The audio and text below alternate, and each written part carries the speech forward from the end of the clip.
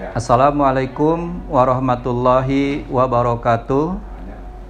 Perkenalkan, nama Bapak Dadi Supriyadi, mengajar mata pelajaran matematika dan dipercaya sebagai wakase kurikulum. Bapak mengucapkan selamat pada anak-anakku semuanya yang telah diterima di SMA 1 Kota Tangerang Selatan ini. Semoga dengan diterimanya kalian di SMA 1 Kota Tangerang ini bisa belajar dengan lebih sungguh-sungguh lagi, sehingga apa yang dicita-citakan kalian semua bisa tercapai. Dan Bapak akan memberikan materi tentang pengenalan kurikulum yang ada di SMA 1 Kota Tangerang Selatan. Baiklah, Bapak akan memperkenalkan dalam MPLS tahun 2020 ini dengan cara daring, yaitu pengenalan kurikulum di SMA Negeri 1 Kota Tangerang Selatan. Pengertian kurikulum sendiri di dalam Undang-Undang Nomor 20 Tahun 2003 tentang Sistem Pendidikan Nasional menyebutkan bahwa kurikulum adalah seperangkat rencana dan pengaturan mengenai tujuan, isi, dan bahan pelajaran serta cara yang digunakan sebagai pedoman penyelenggaraan kegiatan pembelajaran untuk mencapai tujuan pendidikan tertentu.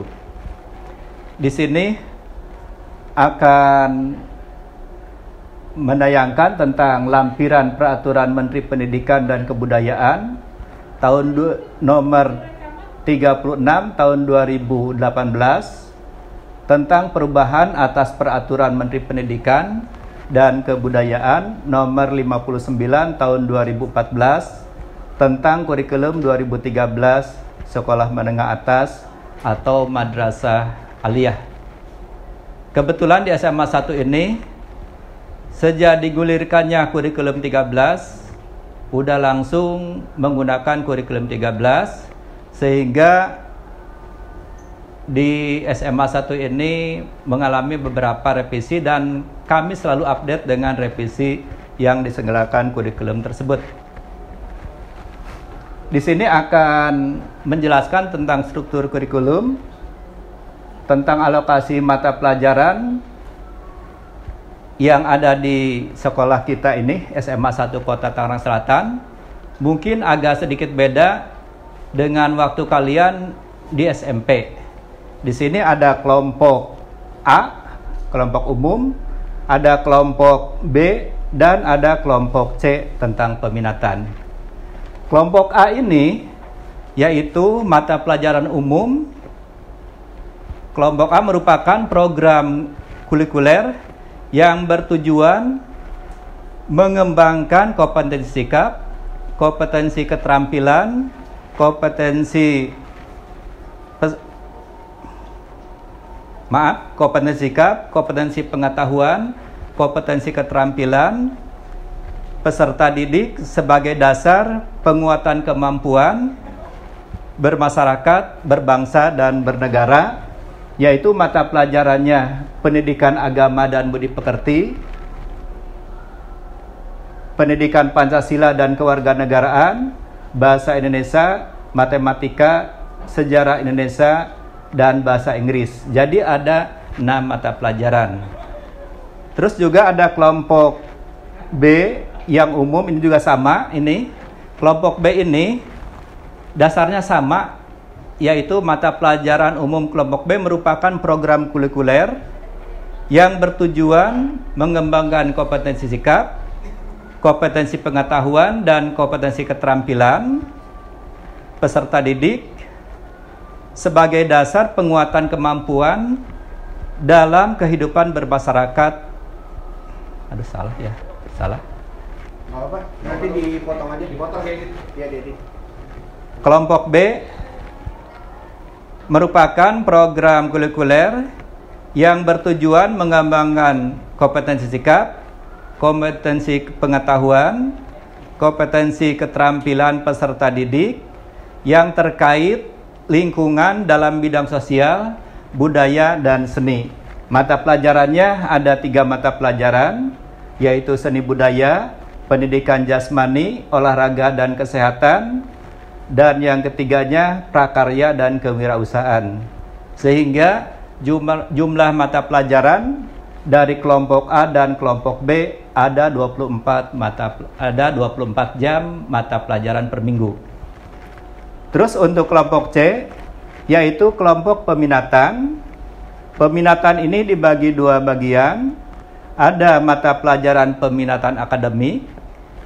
Jadi yang dimaksud dengan peminatan akademik adalah program kurikuler yang disediakan untuk mengakomodasi pilihan minat, bakat, dan atau kemampuan akademik peserta didik dengan orientasi penguasaan kelompok mata pelajaran keilmuan. Di sini nanti akan dijelaskan tersendiri untuk peminatan akademik, dan ada juga mata pelajaran pilihan. Mata pelajaran peminatan akademik, kebetulan yang di SMA 1 ini ada 2 peminatan, yaitu yang pertama peminatan matematika dan ilmu pengetahuan atau biasa disebut dengan MIPA. Kalau di SMP dulu mungkin dengan istilah IPA. Kalau di SMA ini dipecah lagi. Jadi kemarin yang kalian mungkin di daftar ulang ada yang memilih peminatan bahasa dan agama. Mohon maaf ini karena di SMA 1 ini hanya ada 2 peminatan aja, yaitu peminatan matematika dan ilmu pengetahuan atau MIPA dan peminatan ilmu pengetahuan sosial atau IPS. Yang termasuk peminatan matematika dan ilmu pengetahuan alam, matematika, biologi, fisika, dan kimia. Sedangkan yang peminatan ilmu pengetahuan sosial, geografi, sejarah, sosiologi, dan ekonomi. Dan yang berikutnya lagi, ada mata pelajaran pilihan. Mohon maaf, untuk mata pelajaran pilihan,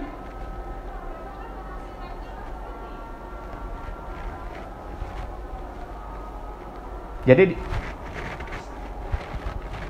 untuk mata pelajaran pilihan di sini, dalam pilihan ini sebenarnya ini bisa lintas minat, bisa informatika, atau bisa juga pendalaman materi.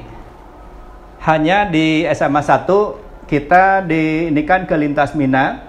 Jadi yang dimaksud lintas minat itu tidak diberikan di peminatan matematika dan ilmu pengetahuan, hanya ada di peminatan yang lain. Di sini seperti untuk peminatan MIPA, mata pelajarannya ekonomi. Kenapa kita mengambil ekonomi? Karena biasanya setelah lulus dari SMA 1 ini, banyak yang orang MIPA larinya mengambil jurusan ekonomi.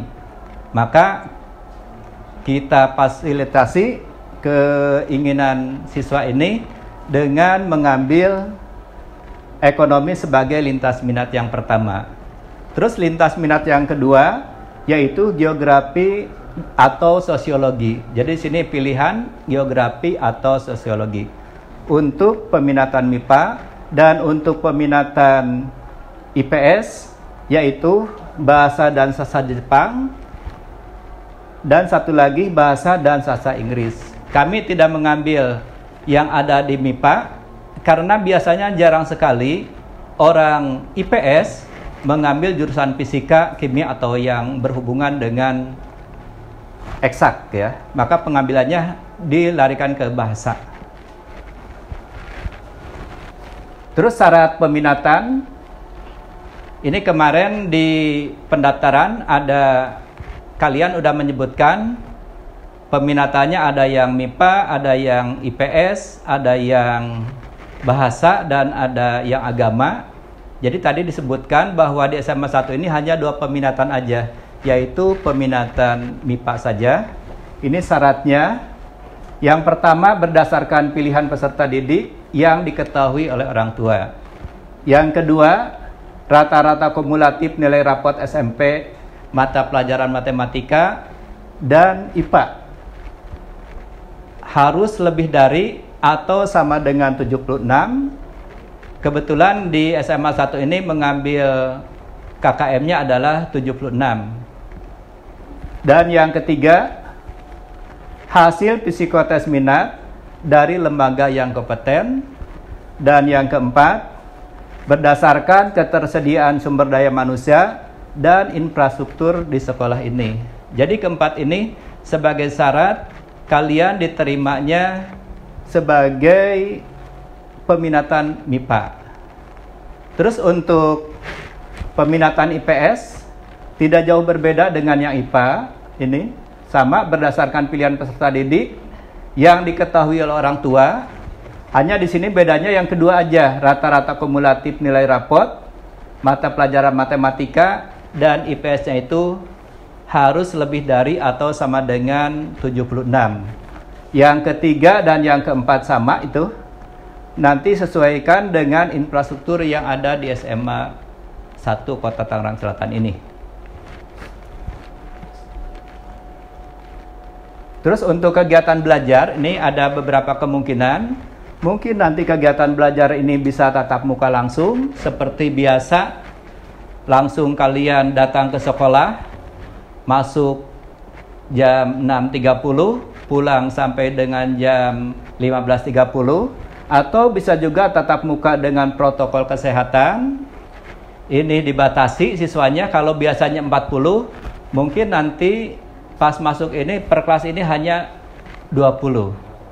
Atau bisa juga dengan luring atau luar jaringan.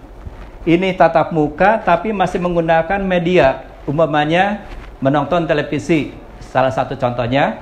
Atau bisa juga dengan daring atau dalam jaringan, seperti yang telah kalian lakukan kemarin dari bulan Maret sampai dengan bulan Juni, menggunakan kegiatan belajar mengajar dengan cara daring. Dan karena di Tangerang Selatan ini masih zonanya zona merah, tidak mungkin dari yang 3 ini kalian ini kan, maaf, dari yang ke-1 dan ke-2 ini, tapi yang mungkin itu mungkin secara luring atau mungkin secara daring. Terus untuk pengaturan jam pelajaran ini, jadi kalau kegiatannya tatap muka langsung, masuknya itu jam ke-0, 6.45 sampai dengan 7.15 biasanya. Di pagi hari pas kalian masuk ini langsung, kalau yang beragama Islam biasanya langsung ke lapangan untuk mempelajari kitabnya masing-masing, ini masing-masing agama. Dan untuk yang beragama non-muslim biasanya masuk ke ruangan tertentu, yaitu aula. Untuk yang muslim biasanya dengan mengadakan tadarusan, sudah itu atau dengan ceramah dari guru mata pelajaran atau dari undangan penceramah yang di luar sekolah. Terus ini masuknya pelajaran pertama ini jam 7.15 sampai dengan jam 8. Istirahat pertama di 10.15 sampai dengan 10.30, dan istirahat kedua di jam 12.00 sampai dengan jam 12.30, dan jam 15.30 semua mata pelajaran sudah selesai. Jadi tadi dikatakan bahwa untuk tahun pelajaran ini pelajarannya itu masih menggunakan daring atau luring ya. Jadi di sini nanti banyak sekali perubahan-perubahan dalam new normal ini atau penataan baru yang sebelumnya kita ini bisa berkumpul, nanti kalau masih tatap muka tapi dengan protokol kesehatan mungkin nanti agak jaga jarak ya. Tadi dikatakan bahwa tidak akan bisa masuk sekaligus, jadi mungkin nanti gantian. Hari pertamanya ini 20, hari berikutnya yang 20 masuk hari yang keduanya. Begitu juga dalam pembelajarannya, kalau dulu mungkin dengan menggunakan buku paket, yang berikutnya bisa melalui gadget gitu ya. Terus untuk perubahan layanan juga, untuk perubahan tujuan, refocusing materi, metode pelajaran, kalau biasanya dengan belajar dengan tatap muka, tapi nanti ketika daring, pembelajaran dengan menggunakan e-learning, atau bisa gadget, atau bisa juga nanti laptop. Begitu juga bimbingan guru di alam ini, nanti kalian mandiri dengan menggunakan laptop ya. Terus bahan ajar, sumber belajar sebagai kurikulum, sebagai acuan, bisa juga budaya nasional, bisa media informatika dan yang lainnya.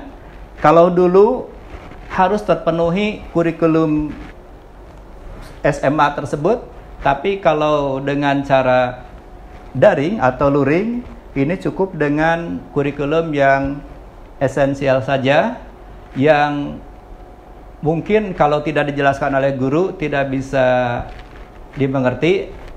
Jadi yang itu saja yang akan dibahas dalam pembelajaran secara daring. Begitu juga pengembangan kurikulumnya ini, kalau dulu langsung di sekolah, yang berikutnya di rumah. Untuk penilaian juga, ini akan banyak sekali perubahannya. Untuk penilaian sikap, kognitif, dan efektif, kalau sebelumnya dengan menggunakan paper test, jadi disediakan ruangan tertentu, ruangan ujian. Kalau nanti secara daring, kalian untuk penilaiannya cukup dengan menggunakan digital, yaitu dengan menggunakan laptop di rumah atau yang lainnya. Begitu juga untuk UNBK ya. Dan kebetulan di tahun ini dengan daring ini tidak ada UNBK ya. Kemarin diganti dengan assessment test. Sekian yang Bapak bisa sampaikan dari bidang kurikulum. Mudah-mudahan kalian meskipun pembelajaran dengan cara daring ya, kalian lebih semangat lagi. Dan mohon bantuannya dari Bapak Ibu orang tua yang di rumah ini selalu mendampingi anaknya ketika belajar. Dan untuk daring nanti akan ada di website, akan dikasih websitenya, akan melalui website sekolah. Sekian, terima kasih. Wabillahi taufiq wal hidayah. Wassalamualaikum warahmatullahi wabarakatuh.